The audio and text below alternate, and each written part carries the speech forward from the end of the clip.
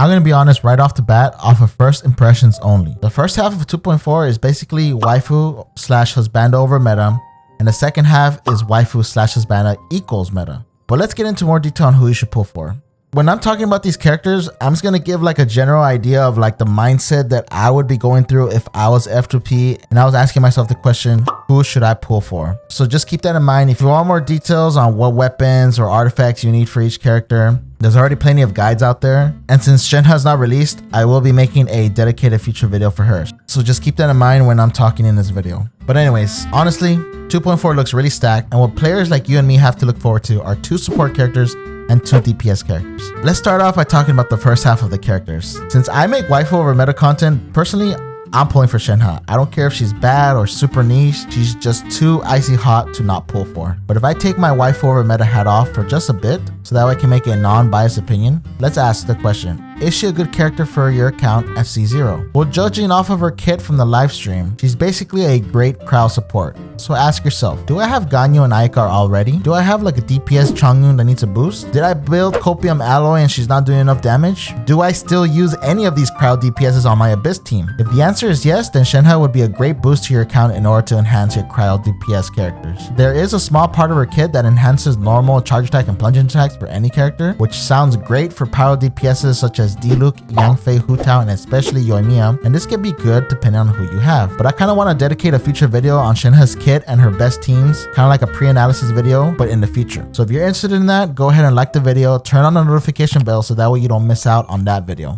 But anyways, if you basically don't care about cryo, then Shenhe is an easy skip because she is niche and she's not a support that is a must-have for every account. Alright, so moving on, I want to ask you, have you been waiting for this man almost a year? Do you want an animal DPS? Are you husbando over meta? Because if any of these answers are yes, then ding ding ding ding, Xiao is your character. He's not the most popular DPS in Spiral Abyss, but he definitely has his fan base and stats that I swear by his potential. If you already farmed Viridescent for him, if you already got your little F2P Black Cliff Spear for him, if you have supports ready for him like Bennett, Zhongli, and Jin, then yeah, go ahead and get Xiao. He's not the most meta character, but if you want his pogo stick gameplay and don't care, then wish away, my child. He's not the worst DPS, so if you really heavily invest in Xiao because you love him so much, then go ahead, pull for him, no one's gonna stop you.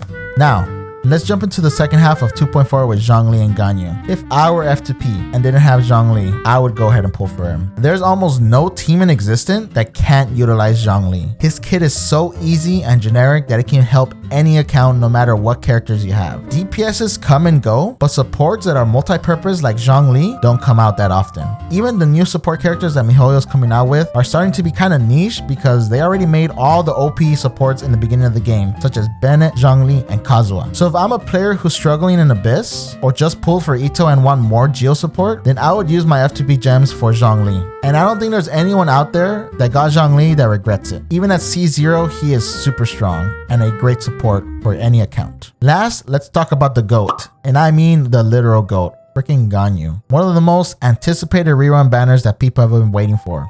I can just imagine how many freaking Primo gems all these F2P guys have, skipping all these banners waiting for Ganyu to come back. Okay, but seriously, if you can get past the boring whole charge attack gameplay style that Ganyu has, and you need a DPS for your account, then heck yeah, go ahead and pull for Ganyu. She's still good DPS in my opinion. And actually, Ganyu is one of the few characters that has her best in slot weapon on the standard banner, which is still the Amos bow. Also, let's just say you get bored with Ganyu as a DPS, that's okay because she can be turned into an insane burst spam support. I made a video on that build already if you want to check it out, but yeah, I'll leave it on the screen for you guys that are interested. And even till this day, Ganyu still hasn't been power crept and remains a good consistent DPS. So in conclusion, I don't know your account, I don't know who you have fun with. The most that I can do is provide you my best and hopefully non-biased opinion on who you should get. If you enjoyed the video, go ahead and like and subscribe in order to boost the video. Comment if I missed anything or you want me to dive deeper into any of these characters.